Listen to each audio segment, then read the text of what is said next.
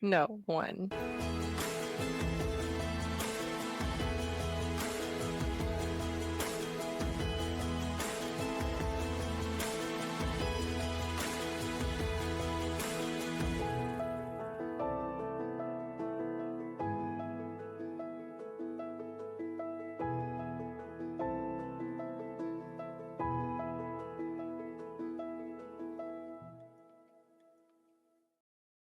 It's my pleasure to welcome you back into the Ocean Studio of the YAHOWAH blog. I'm your host, Craig Winn, and we have co-host Wookie and the beautiful Leah having joined us. We are a family show. We are actually broadcasting live on behalf of the Covenant family here from the beautiful U.S. Virgin Islands as the sun is gradually beginning to sink in the western sky over our Beirith Shamaim, our heavenly home. A little bit earlier today, many of you know we attempted a new trial run here in the Ocean Studio with a second camera, this one giving you the panorama that is behind us, a little closer view of the national park, that island. It's called Buck Island, that is over my left shoulder, as well as the coastline, the marina, and also being able to get Leah. So we have another camera we have brought into the mix. We have reprogrammed the audio processing device, and we think we have the possibility of having an uninterrupted show. Actually, it wasn't we, it was Richard. Well, it was. Richard says we're all thumbs up. So Yeah. what we're going to do is going to return to one of the most beautiful and relaxing Wookie Mizmor ever written. It is inspiring. It's like every one of Dode's Mizmor, his psalms. They speak of specifically what he, as the Son of God, our Messiah, the former and returning King, the great prophet, our shepherd, and now our Savior, would do in his second of three lives so that we might become part of God's family. And so this is a tribute to that story. It begins a Mizmor, a song of Dode, the beloved, to the enduring conductor, who is Yahweh. Yahweh wants to respond to you, choosing to provide answers for you. And as we have surmised in our previous program, there are some just ongoing insights that we have to deal with even before we get past this opening stanza, which is just now partway through the first verse of the 20th Psalm. And that is that this psalm was written by Dode. He is the beloved of Yahweh. It was written about and to and speaking about the actual will of Yahweh. Therefore, this psalm does not apply and does not have any harbor for Judaism, Christianity, or Islam, because there is no Yahweh in Christianity, Judaism, or Islam. There's no Yahweh in religion. There is no Yahweh in religion, Period. but there is no God other than Yahweh. And Dode is God's one and only Son and the only Messiah that God personally anointed. So this is a Mizmor, a song of Dode, the beloved, to the enduring conductor, Yahweh. It says Yahweh wants to respond to you, choosing to provide answers for you in the day of trouble. Should you be unaware as to what the day of trouble is, well, you're not going to have to wait very long to find out. It is. But they do have trouble figuring it out. You could even tell them to their face what day, what time, what month, almost to the hour, and they will call you a liar. Well, I can tell you the what day, the what month. And in fact, I will right now, right to the hour. It is going to be on sunset.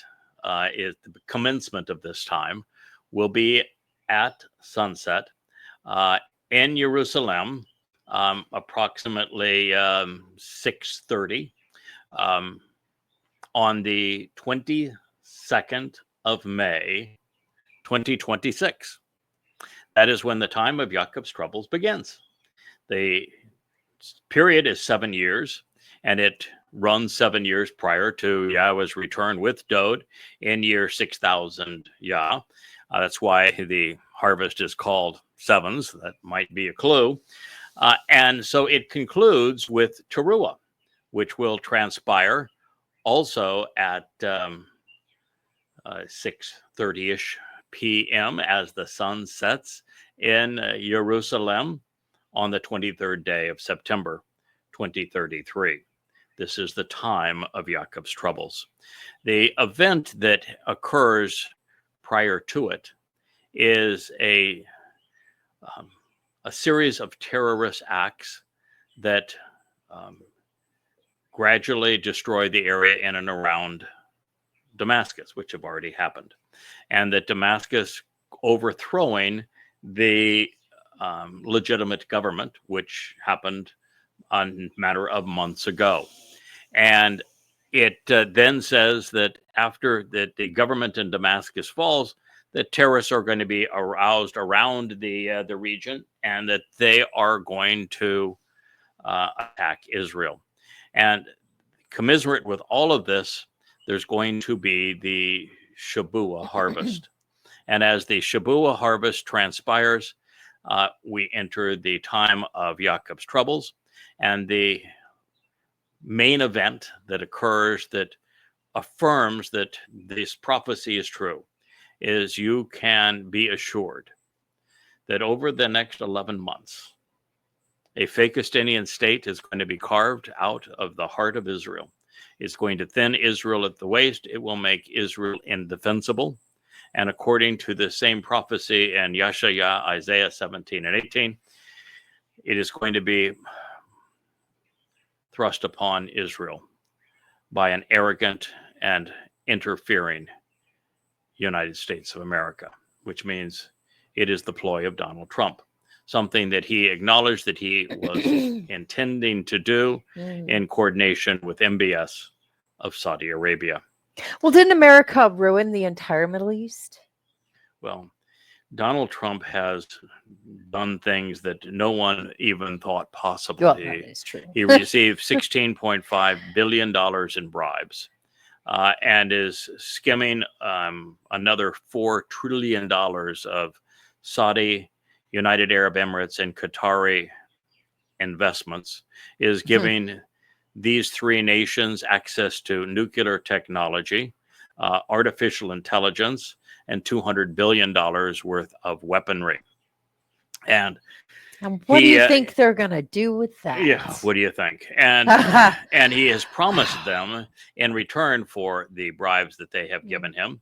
They have doubled his net worth just in the last 6 months as a result of these bribes, that he would sacrifice Israel and give them control of an Islamic state carved out of Israel. So this is going to happen. According to the prophets, it is what commences the time of Jacob's troubles. And that may be a little difficult for many of you in Israel to process, since you've had to endure the terrible tragedy of Muslims rampaging out of Gaza to murder, abduct, rape, and pillage over 2,000 Jews on October 7th of 23.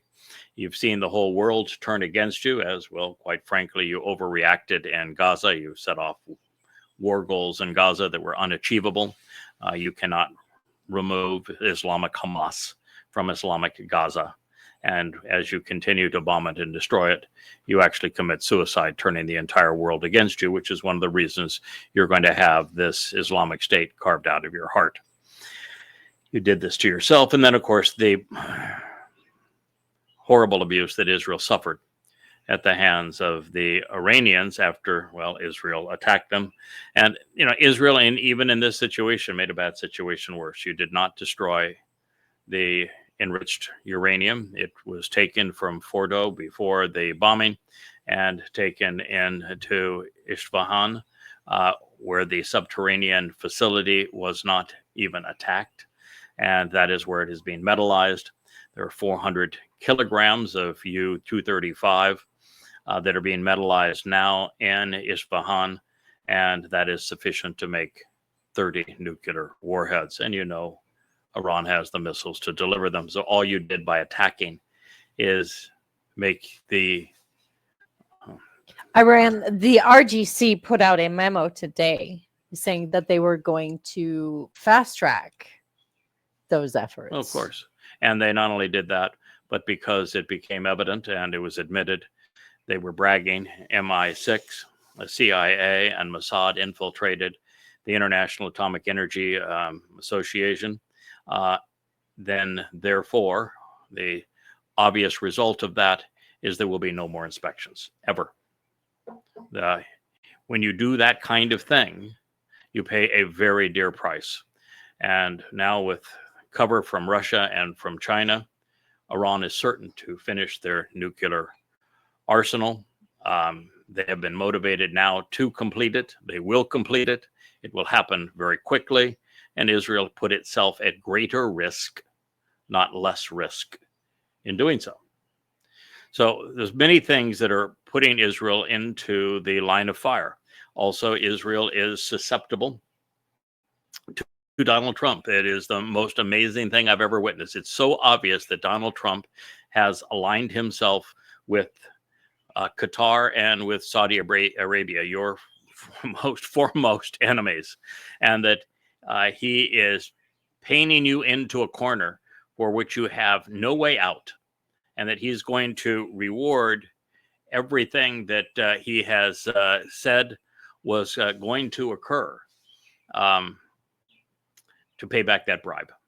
Yes, but Israelis love him as if he were the modern day Cyrus. They think, yeah, he is the modern day Cyrus, and you're just being played for fools. Absolutely. And it's obvious. I've written a number of articles on it, done a number of shows on it. I'm not going to go into more detail on it now, but I can tell you that 2/3 of Israelis are going to celebrate the end of the Gaza war, where the moment you pull out of Gaza now without having eliminated Hamas, with Hamas still being in power and armed and deadly, they're going to celebrate. Muslims are all going to celebrate. They're going to know that Alaska flood worked, and they're going to do it again. That is the consequence. But you're going to celebrate because you're getting 20 hostages back. It's only going to cost you about 2 million Jewish lives. But nonetheless, celebrate today, for tomorrow we get killed. That's sad, but that is the reality of the time of Jacob's troubles. It's what's going to happen, and you did it to yourselves. It's Israel's Pearl Harbor. Yes. So here we are. So Yahweh wants to respond to you, choosing to provide answers for you in the day of trouble. And some of you will respond. Some of you are going to respond before then. And many of you already have, and you're going to be part of the Shabat harvest that occurs prior to this time. And then when Israel is narrowed at the waist and Donald Trump is proven to be the Neville Chamberlain, and his Czechoslovakia is Israel, and his Nazis are Muslims, and his Hitler is MBS, and you learn the reality of this and have to deal with it and know that the next Alaska flood comes from inside Israel in addition to all around Israel. And the way the prophets paint it, the terrorists are far too many to be numbered, to be counted, which means there will be millions of them as opposed to thousands of them. It's 1,000 times worse. And this will happen within the first year of the time of Jacob's troubles. So you need to know that Yahweh will be there to provide answers. And one of the ways he's going to do that is through his Dode's herald, who is Yada, and through the most I think entertaining prophet of all time, Elia. So Elia and Yada are going to be speaking to you from the Temple Mount, speaking on behalf of Yahweh, providing answers for you in the day of trouble. And we hope that many of you respond. He wants to lift you up so that you become unassailable. The only way to be lifted up and become unassailable, both of those two things to happen during the time of Jacob's troubles, is for you to listen to Yada and Elia and avail yourself of the Towrah ingathering that takes place on the 23rd of September 2033. So that is the opportunity to be uplifted and become unassailable. You can also become just unassailable but remain mortal if you benefit from the sacrifice of the red heifer the following day, which will occur on the 24th of September to a full solar eclipse, with Elia being the master of ceremony, and it's the sacrifice of the Adam of Perah on behalf of the adulterous woman that is Yisrael, this mortal remnant. So he wants to lift you up so that you're unassailable, doing so in the name of the God of Yaakov. It's telling you that the intended beneficiaries are Yisrael.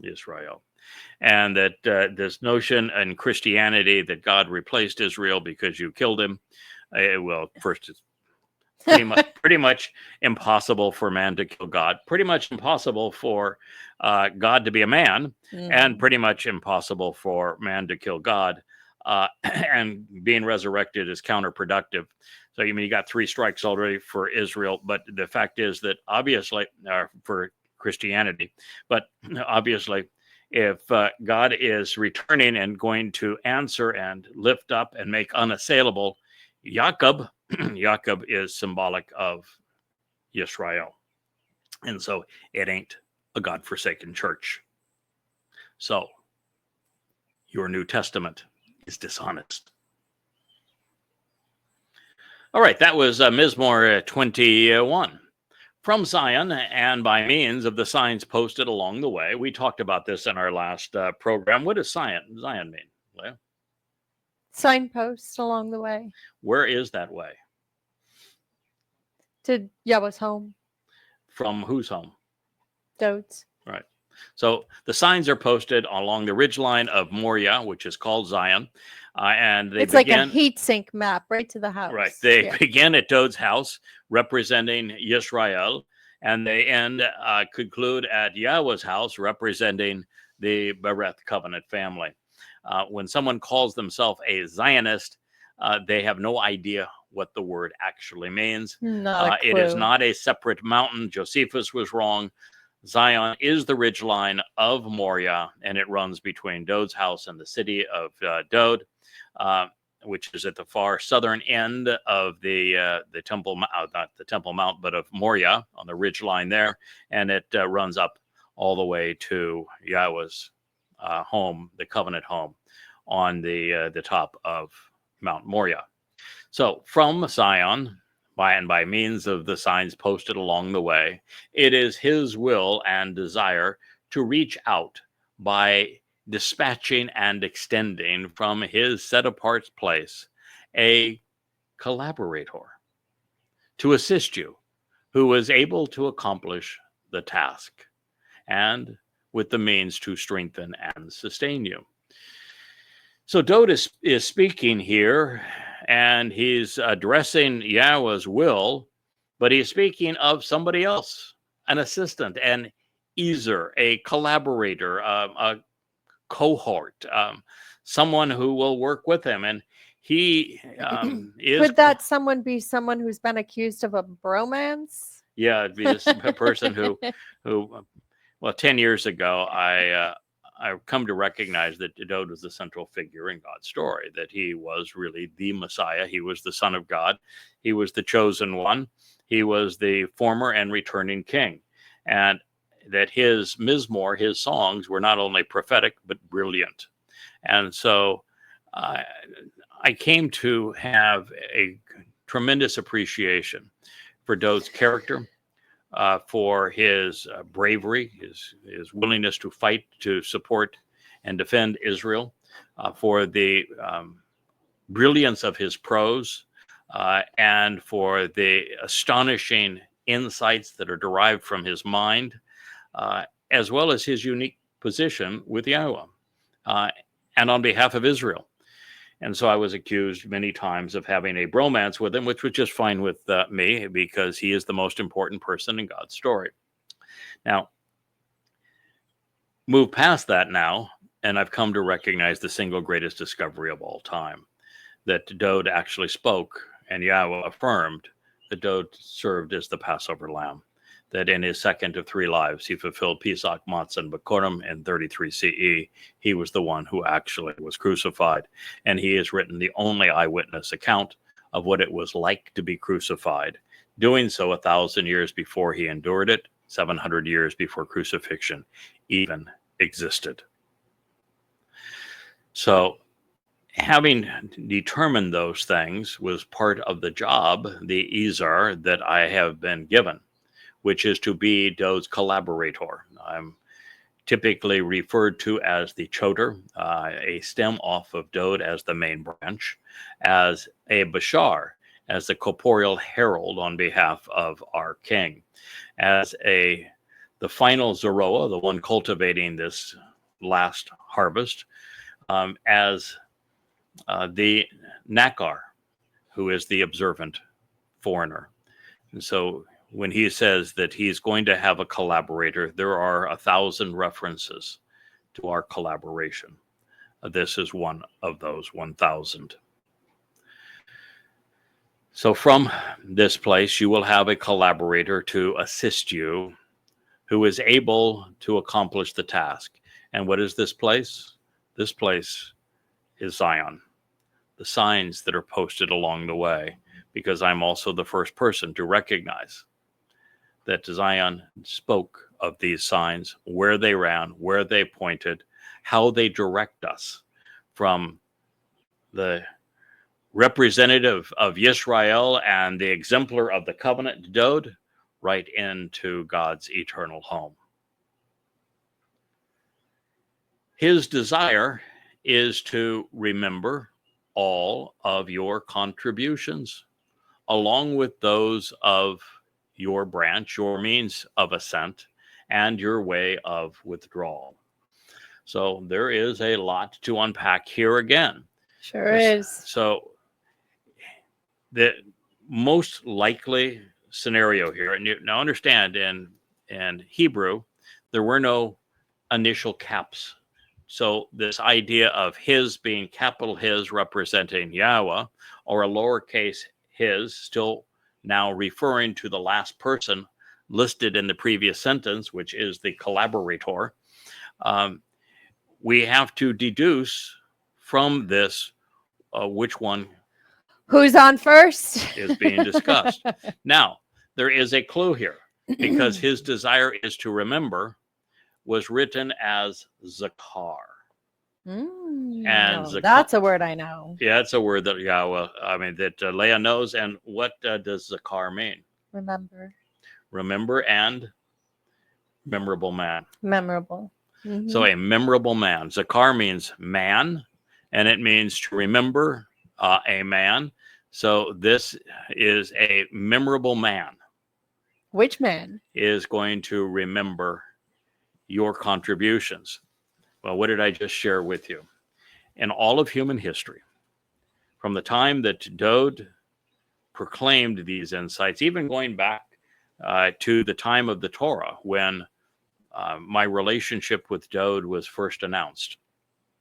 And then through all of Dowd's Mizmor, his songs, I'm the first to ever recognize that Dowd made the greatest contribution to our relationship with the Yahowah and salvation of anyone ever, and that he was the Passover lamb. And that means that Jesus is a complete myth. He never existed. At very best, he's a crude counterfeit of David, who's the one that made all of these contributions. He opened the door to life by serving as the Passover lamb in his second of 3 lives. He then perfected us, carrying our guilt away on matzah, so that we would be perfect in God's sight. And as the Bakor, the firstborn son of Yahowah, he opened the possibilities for us to be part of God's covenant family on Bikurim, firstborn children. So he is the one that made these contributions, and it is the most memorable of men in this case who is drawing your attention to them. We are a collaborative effort. Now, the reason this collaboration is so important is that it impugns the claims made by the most popular religion in the world. Jesus never existed. Jesus is not God. Jesus is not the Son of God. Jesus is not the Messiah. He never existed. He is a crude counterfeit of the man whose contributions it is my responsibility as his collaborator to share with you. That it was Dode who came back as he said he would, at exactly the time he said he would, to do exactly as he had promised. And he was the one who was crucified, fulfilling Passover in 33 CE. Yeah, then along came Paul. Well, yes, and messed it all up. But the very fact is that what Dode did, while it is the single greatest gift ever offered to us, no one knows about it without his collaborator. That is why he is brought right into this psalm. Along with those of your branch, by your means of ascent and your way of withdrawal. This is Ale Olah. And the inference here is that while Dode is the branch, the stem off of that branch, the choter, which is the stem off of the main branch, is the means of conveying this message. And he is the way that Yisrael and Yehudim and Goyim all can ascend and leave this planet prior to the time of Jacob's troubles by capitalizing on all Dode has done for us. And it is by the one who is accepted and anointed. This anointing is not Mashiach. We're going to hear that later. This anointing is Dashen. And Dashen means that he has just been treated as a unique individual, designated by God and equipped by him, typically spiritually, as is the case with the Choter, to accomplish this project. He is the one whom Yahweh chose and who accepted this role.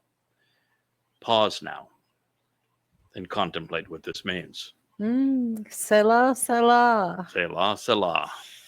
Mizmor Yes. 23.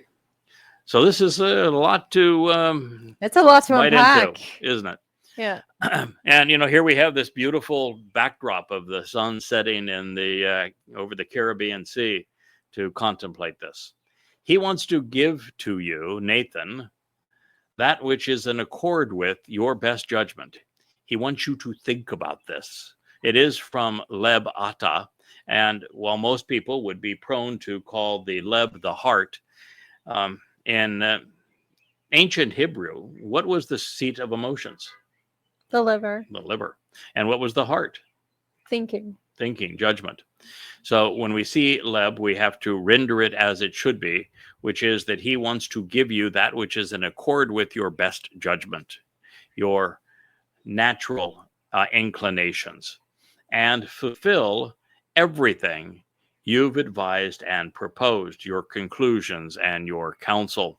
Well, this true is insightful, because whether it is Yahweh who wants to do these things or the collaborator who is the memorable man engaged in doing these things, they'd both be true.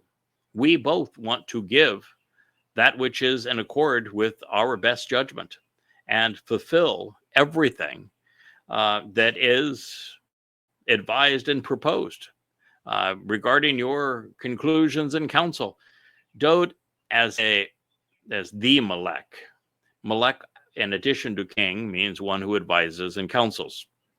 And he provided advice and counsel on what he was going to accomplish through Pesach, Matzah, and Bakodim.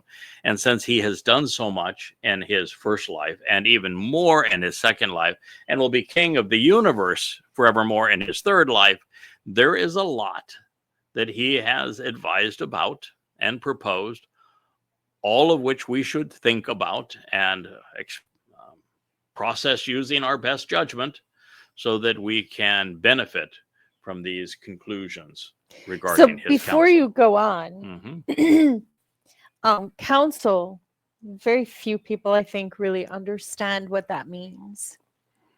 Would that include your commentary? Absolutely.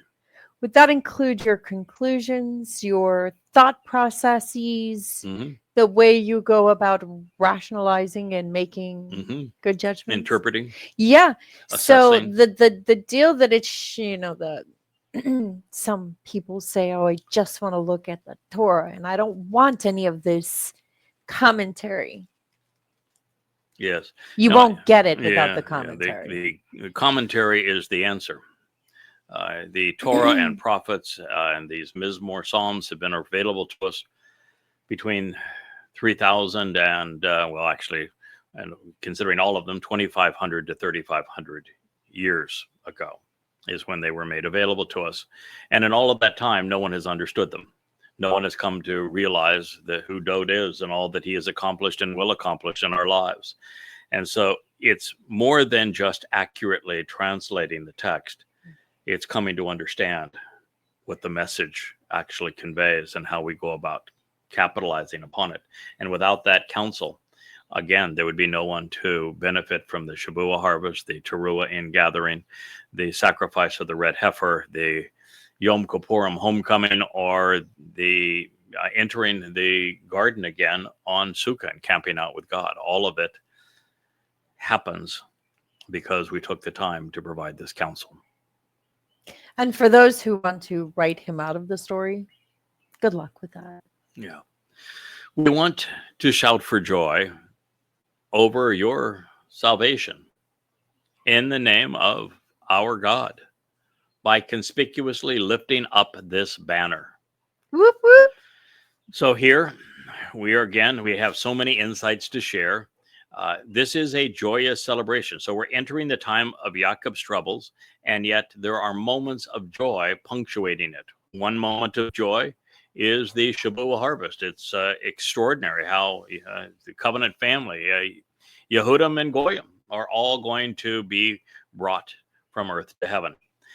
Then there will be many moments of humor and introspect and just amazing things to hear and see as Elia and Yada speak from the Temple Mount, with Elia being the Don Rickles of prophets, for those of you old enough to know who Don Rickles was. He's sarcastic is the inference If here. not, you can Google him. Yep. Then we're going to have the this bright moment of the Teruah harvest. And then we're going to have this dazzling show that is a collaborative effort between Elia, the Adamah Parah, the red heifer, and Yahweh himself, as we celebrate the sacrifice of the red heifer, which is really going to be the greatest show on earth. And then this wonderful homecoming with the Dode and the return of the children of Israel. For those who are tuning in or may just be tuning in, who's the red heifer? What's that all about? Well, that is one of those things too. That's the good bad news. According to the prophet Yeshayah, and based upon what is revealed in Numbers 19, the Adamah Parah, this bloody red man of the earth who is productive, he is going to serve as the red heifer. There are two of us who work together to fulfill the Moed Mikre, Dode and myself. He fulfills Pesach, Matzah, Makodim. I coordinate Shabuah and Teruah, and I'm the red heifer on the second day of Teruah, the Shabat, against the backdrop of a full solar eclipse. And at this time, according to Yeshayah, I become this man from Edom, whom he also calls the bloody red man of the earth, whose purpose it is to fulfill this process of purging the adulterous woman of Yisrael of her religious stench, so that she is prepared to be betrothed to Dode upon his return. And there's a lot more to it. We've talked about it a lot in our Katsir Harvest series, but ultimately the red heifer is ravaged by Hasatan on the Temple Mount, and it is Yahweh who conducts a very similar affair in coordination with Elia to what he had done 2,888 years earlier when he repudiated the religious and political contingent of Israel and God ignited the flames under the bull and with copious amounts of water. But that is the story of the red heifer. It is a glorious moment where the Bashar body of the heifer is willingly given, because at that point I will be delighted to be done with it, and because my soul is all that really matters, and it's going to be offered to purge the adulterous woman of Israel. So there is a lot here. So you want to shout for joy over Whoop, whoop. this process of salvation. Out of the darkest hours comes the brightest light. There is a happily ever ending moment here for those who survive the time of Jacob's troubles. And so this is a joyful message in that regard. So there will be salvation, and it will be in the name of our God by conspicuously lifting up this banner. Now, the banner here is Dagal. It is associated with the Choder, written as Nesh. The Nesh and the Dagal are the same thing. It is then in Zechariah, we see it as a moving scroll. And so we find this same banner listed in numerous places. And it is essentially these books that you see behind me, augmented by these various programs we're doing right now. They're what's going to be shown on this scroll and on this banner for all Yisrael to see. And it will be very prominent, especially as we enter the time of Jacob's troubles and during those last 3.5 years. And it is now. YAHOWAH.com for the books. They're all free. The YAHOWAH blog is available on X, on Facebook, on numerous YouTube channels, Odyssey, even Insta. I think we have an Rumble. Insta channel Yes, too. you name it, we're there. So prophecy fulfilled. Yahweh wants to satisfy and fulfill all of your requests and expectations regarding your inquiries and questions. Thank you, Yahweh, for just saying what I was just telling everybody. It's all there. One of the things that Leah will affirm to, and everyone who has been associated with me, is that I am reasonably verbose. If you can take 100 words to say something, or 10, I'm going to choose the 100. Yeah. And there's a reason for that. There's so much to share. Every word that Yahweh reveals is a jewel to be examined. And the closer you look, the more magnificent the story becomes. And so I want you to know everything you can know, and to come to understand it, because as you come to know and understand, then you're in a better position to capitalize on this. But you better like to read, because he's got a lot of words. Yeah, the fact is that there are 35 books. There's 25,000 pages. If you were to read 3 hours a night at an average 100,000 hours plus into the authorship. Yeah, I have spent 100,000 hours in writing them. It's a long time. It's every week. Probably about 90,000 coffees, I would say. Yes, but if you were to spend 3 hours a night, 6 days a week, reading them between now and the time of the Shavuot harvest, you might get close to finishing. That's how much material there is. So, yes, indeed. Depends on how fast you read. Through this banner that he has encouraged and lifted up, has answered all of your requests, expectations, inquiries, and questions.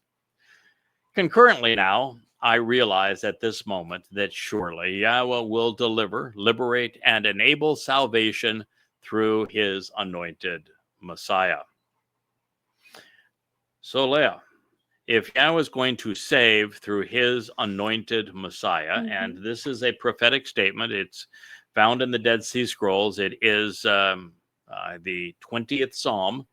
It is David, the king of Israel, who is conveying this about Yahweh, about this future time.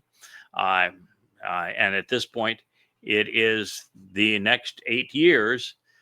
How many anointed messiahs can be called his anointed Messiah?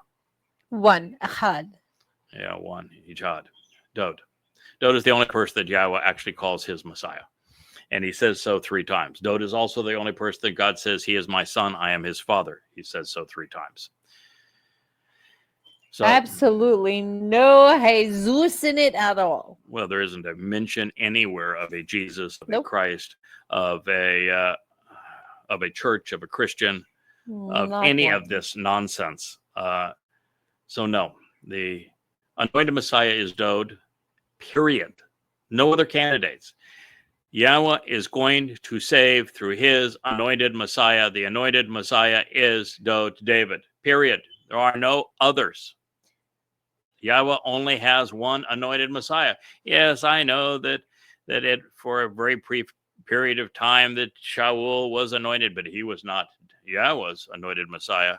Yahweh did it because He was the people's choice. Because he was the people's choice, and Yahweh said they rejected me by choosing him. So he is not He his ended up anointed demon Messiah. possessed. When Yahweh said specifically, by choosing him, they have rejected me. Yeah. So the only anointed Messiah that God speaks of, and he sings his praises, particularly in the 89th Mizmor Psalm, is Dode David. Full stop. That's it. You got no others. So why is anyone looking for anybody else to save them? Because along came Paul and slathered that Jebus stuff everywhere. Did Paul mention that the Messiah was from Yahweh? No. No. And this is Yahweh's saving through his Messiah. Yeah, so I think there Paul's you go. Messiah belongs to the Lord. Yeah, so this is Yahweh. Yahweh does not exist in Judaism, Christianity, or Islam. And Dode is Yahweh's son, has no role in these other religions. And therefore, all of the false messiahs are for naught. This completely excoriates the religions of Christianity, Judaism, and Islam. But that's really good news It to is. Yahud, because we don't have to mess with that filthy, Jesus or the disgusting Allah in a box, the killer box. Well, you don't have a dead, God on a stick. I mean, I just think the dead God on a stick is pretty repulsive. Horrifying. So you don't have to deal with the dead God on a stick. You don't have to deal with the stupidity of resurrection because it's counterproductive. You don't have to deal with the fact that a dying and resurrecting God is based on Dionysus and pagan religions born and bred out of Babylon. You don't have to deal with a man by a name that is a corruption of a Greek name that has no association with the God's people. You don't have to deal with the idiots that say that Jews killed this imaginary God man. Or a nameless God. Yeah, and you don't even have to pretend that God can be a man. So you don't have, all of that goes away. You don't have to worry about a Gentile church that is being so abusive to you. You don't have to worry about Gentiles, period. You can just focus on the fact that the central figure in Yahweh's story, his beloved son Dode, is his Messiah. And Yahweh saved us through the actions of his Messiah when Dode fulfilled Pesach, Matzah, and Bakodim. Not only that, he's like the most Yahud of Yahuds. Like you can't be more Yisrael. No. You can't be more Yahud than Dode. Is Dode. So yeah. It says, he has chosen to answer and respond through him from his set-apart spiritual realm in the heavens. Full stop. If Yahweh is God, well, first of all, if Yahweh is God, then Christianity is a lie, so is Judaism, and so is Islam, because Yahweh is not mentioned in any one of the 3 religions.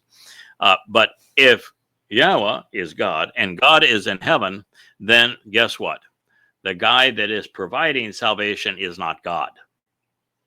He is the Messiah, not God. Okay? He has chosen to answer and respond through him from his set-apart spiritual realm in the heavens through the process using the Gabora. Gabora is the feminine of Gabor. What does Gabor mean? Gabor is like mighty and strong and yes, capable and courageous and bold. Yes. Manly man. Manly man. Yeah, Gabor is a manly man. Yeah. Gabor is the manliest of men. Yes. Dode is the ultimate Gabor. and Yahweh uses Gabor to describe Dode regularly. As a matter of fact, if you're familiar with Gabor El would be the most courageous and competent man of God. That is Dode. So yeah, it's not some little angel with wings, some little Greek No, freak with pagan Daniel was past. quite clear. He said, a man came to visit me, and the man's name was Gabriel. Gabriel is man. God's most capable and Nah. courageous man. Gabar means strong man, Yes, and El is God, so strong man of God. man. Dode is the Gabor. There's no one even close to him. He is the Gabor of Gabor. But you said, wait a minute. This was, you said feminine of Gabor, Gabora. Yeah, well, you got to follow along. You got to know what's happening and who's doing what with whom and why. You see, the door to life was opened by Yahweh putting Dode's nefesh, his soul, his consciousness, in a Bashar body. And that body was sacrificed as the Passover lamb, and then it was destroyed, incinerated that night in accordance with the Torah. Dode's soul continued to live. In other words, Dode didn't die. His soul continued to live, and it was laden with our guilt and taken into Sheol, where it deposited our guilt and Sheol so that we would appear perfect in God, because all of our religious malfeasance is gone, never to be seen again. Sheol is like a black hole. Nothing escapes. Nothing is seen. Now, in that process, it was his nefesh soul that did that. Is a nefesh soul masculine or feminine? Feminine. Feminine. So Gabor becomes Gabora. Therefore, you know that it was Dode's soul that is the providing this strength and the courage to go into hell.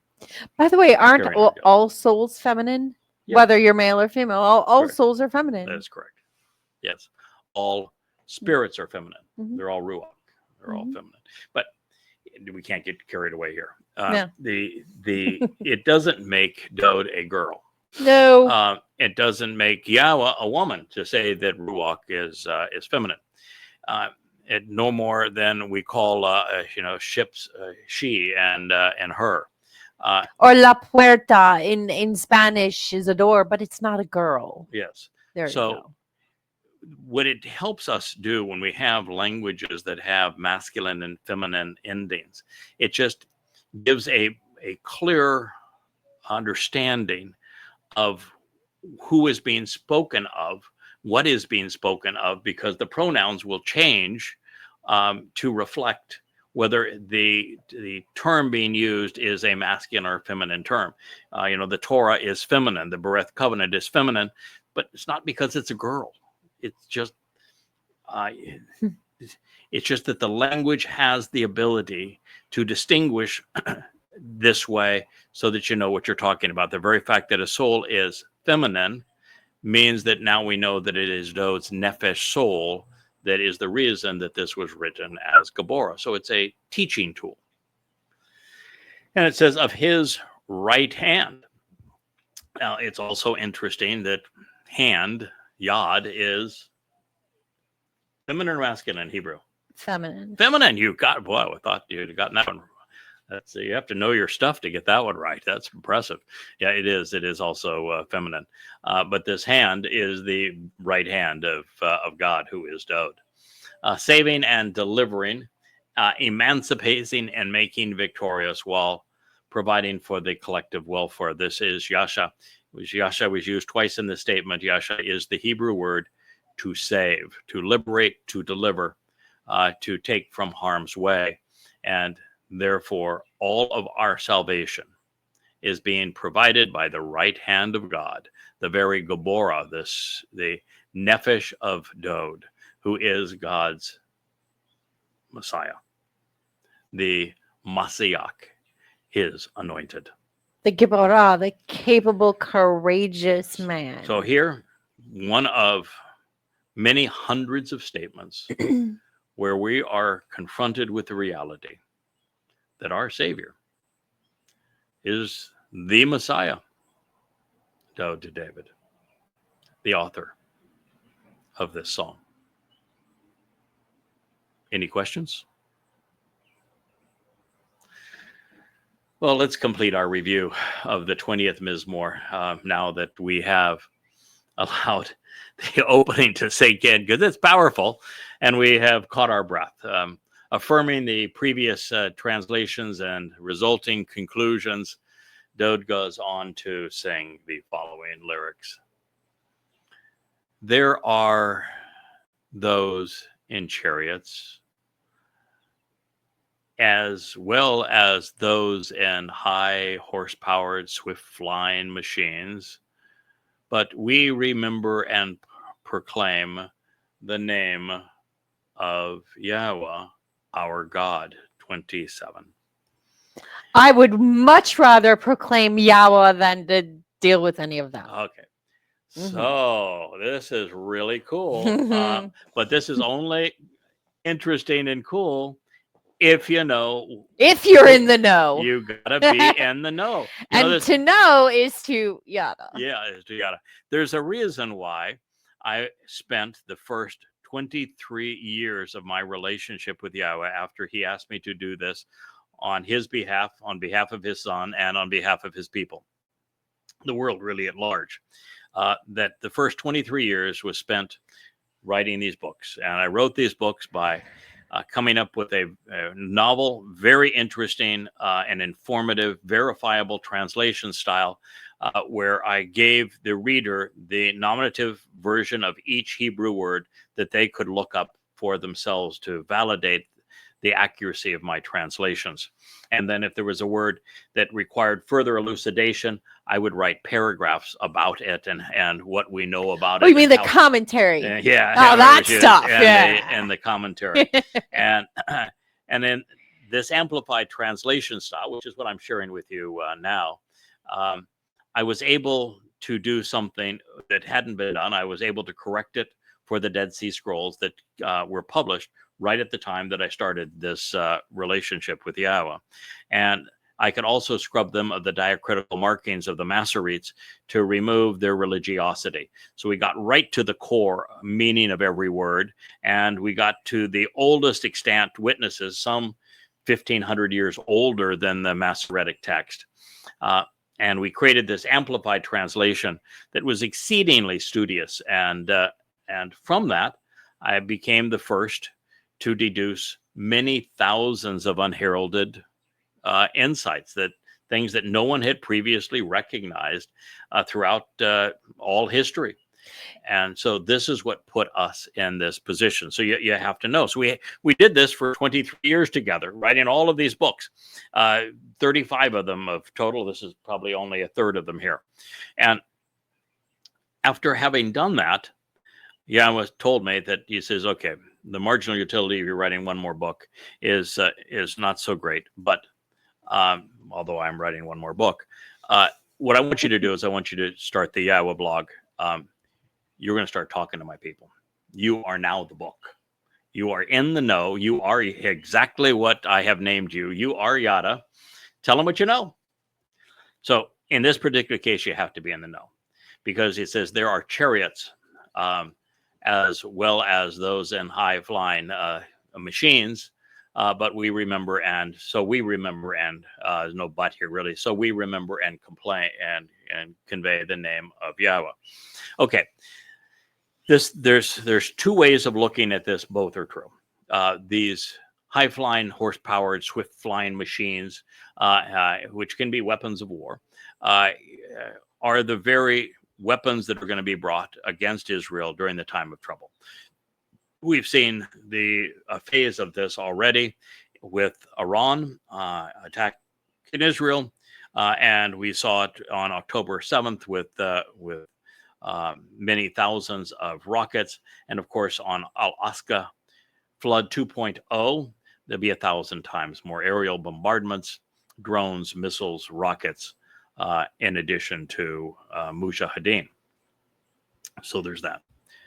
But that's not the primary meaning. The primary meaning is still focused on his collaborator, because there will be 4 chariots at this time. This is on Towrah.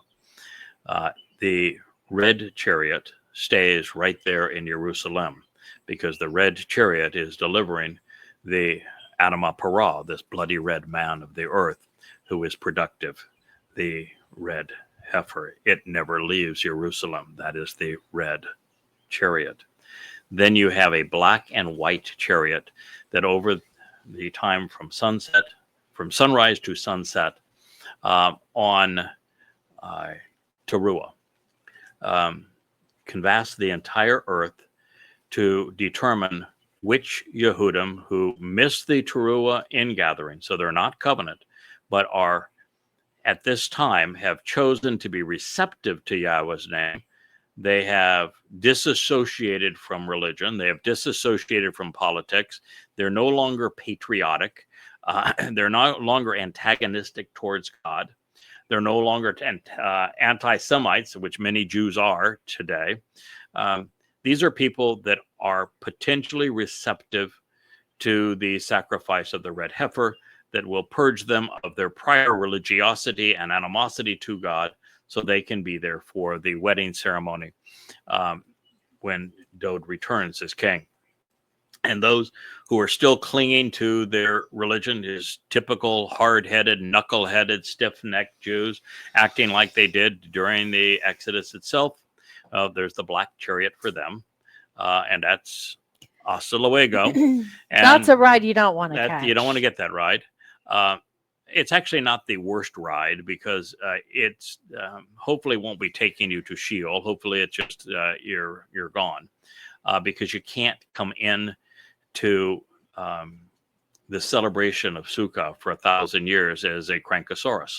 No religious Crankosauruses allowed. So they have to be dispatched even among God's people. The white chariot brings a mortal remnant of Yisrael from all around the world to the Temple Mount during Towrah to meet those who are already gathered around the Temple Mount based upon the testimony of Eliah as the Adamah Parah is ready to be sacrificed. So that is setting the scene. There's also a dappled chariot that goes and finds Goyim. And the Goyim are not being brought there as a remnant, obviously, of Yisrael, but those Goyim who are not anti-Semitic, who are not religious, who are not political, who are not conspiratorial, and who have a positive attitude and attributes and proclivities that can be effective going forward, they're also going to be spared. Well, everybody else is going to be considered an enemy, and they are incinerated. We find that when God lights this fire beneath the Adamah Parah to create this great purging of his people, it also incinerates all of those who come and are hostile to him. Hey, did you notice that black chariot's going to match all the black hats? Yeah, well, we can be assured that every black hat will be on that chariot. That's your Uber. Are going to be in that black chariot. So it's color coordinated for you. So you're already dressed for it. Yeah. That's very, very convenient. And you're also dressed for your own funeral. So that's also convenient. So there'll be a white chariot, a black chariot, a dappled chariot, and a red chariot. That's who he's talking about. And we're going to celebrate because we will remember and proclaim the memorable man as the Zakar, who is now performing in this role in the name of Yahowah. I can so see you in a red chariot. Oh my God. I can. But I'm wearing my red shirt, so I'll be ready. I could just so picture it. Well, my God. Yeshayah specifically says that this man from Edom is going to save many.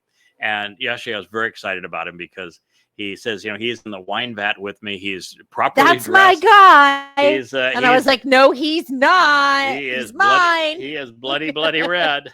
Yeah. Oh, yeah. He's in the wine vat with you. Yeah. Yeshayah is over the moon, thrilled with this man who is the Adamah Parah and the man from Edom, the final Zeroah, conducting these harvests. This Nakar, this observant foreigner, because Yahweh has allowed Yeshayah to see into the future. He's a prophet after all. And when he was brought into heaven and the doors to heaven was opened, Isaiah was just so depressed because devastated. There was not a that's a better word. There is not a single person who was outside of heaven's door seeking entry based upon what Yeshua had revealed in his prophecies, and he had been an extraordinary prophet. And Before you go on, did you hear that? He opened the door and there was no one there.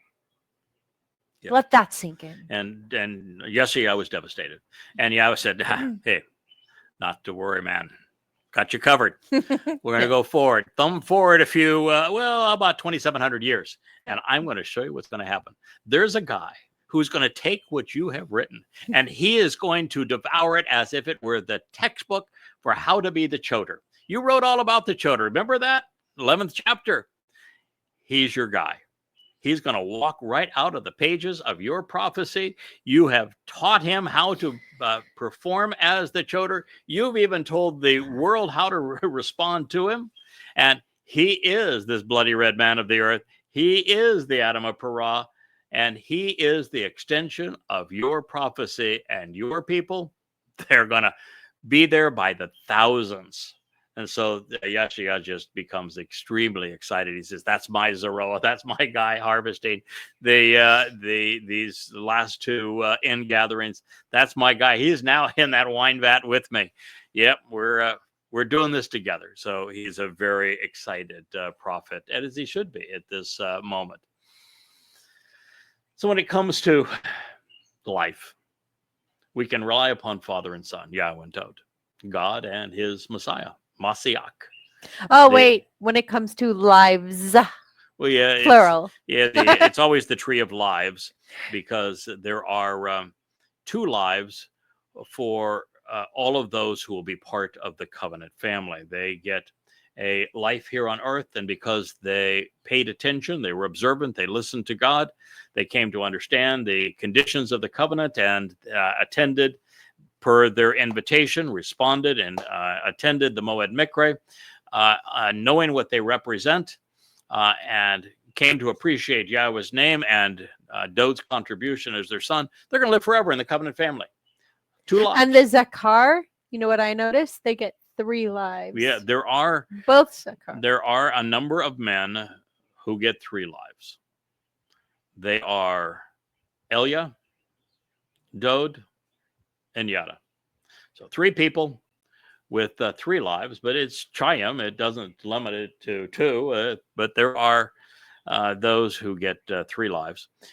Now, don't, in case, there's a lot of people get envious when I say something like, that I'm unique in this way, and, a big talk. It is unique. Big talk and that sort of thing. It's unique. You ought not be tremendously jealous of the 3 guys that have 3 lives, because they have 3 lives, because at the end of one of their lives, beasts kill them. They are sacrificed as part of the Moed Mikre. So, Dod has 3 lives because, he lived a very full life, a very challenging life as the king of Yisrael, as the anointed Messiah, as the Son of God, as the prophet, the defender of Yisrael. And then he came back for the most difficult life ever lived, which was probably 3.5 years. It'd be no reason for him to be on earth any longer than that for this life. And during that time, he would suffer as the Passover lamb, and then take our guilt into Sheol prior to returning back to heaven. And his 3rd life, he is king of forevermore. And because he knew that Moshe couldn't lead the children of Yisrael, he gave up. It was impossible. He knew that God couldn't do it. He gave up because it was impossible. And he knew he couldn't do it. And every prophet after that too, so, probably. He recognized that the only way that you could actually lead these people is to have been responsible for the salvation of all of them, because that way 100% of the people that you will be asked to lead are there because of the sacrifice you have made for them, that opened the door to their extended life and to their perfection and to their adoption into the covenant family and to their inheritance. It's all a gift that you have provided them. That tends to make people grateful. Appreciative. Something Jews need to learn how to do. Yeah. So when it comes to lives, I will stand corrected. We can rely upon Father and Son, Yahweh and Dod, God and his Masiach, our Geborah, and Yamen, the right hand. Or you can choose, if you're going to be foolish, the deadly weapons that mankind has deployed. Don't think it's much of a tough call. And of course, then there's this correlation with Zechariah 6 and these 4 chariots that he has just spoken of that play such an important role at this time. So we've heard it hundreds of times, and the lie is always the same. We must show respect to those serving in the military because without them we'd neither have life nor liberty. And yet today there is no correlation between this patriotic platitude and reality. Moreover, a nation's military investment is counterproductive. The enormous cost of supporting a massive armed force bankrupts a country and deprives everyone of their liberty, particularly those who enlist. Doing so tends to cause nations to intervene in the affairs of others, as you see in the United States, when they ought not, and it causes unwary people to trust men rather than God. And the reason I'm sharing this at this point is that if you want to view those as war chariots, you need to know you want to avoid them. You look at the United States, it's pounding its chest. Look how great we are. Lost every war. Really, lost every war. Lost the Vietnam War. Lost the war in Afghanistan. Lost the war in Iraq. Lost the war in Libya. Lost the war in Somalia. Lost the war in Syria. Lost the war against the Houthis, for crying out loud. And you're going to soon find out that lost the war against Iran. America can't seem to get its act together. Don't ever rely on your military for your salvation. And in the case of Israel, this should be particularly poignant, because where was the IDF on the morning, afternoon, and even early evening of October 7th? Nowhere to be found. They completely failed Israel. And while there have been some wonderful, brave men who have sacrificed their lives trying to follow orders in Gaza, they have made a bad situation worse. And so you just need to know that you need to trust God and not men. So that's a nice place for us to stop. We're beginning to lose light here in our outdoor patio, and we don't have quite enough lights that are shining on the beautiful Leah.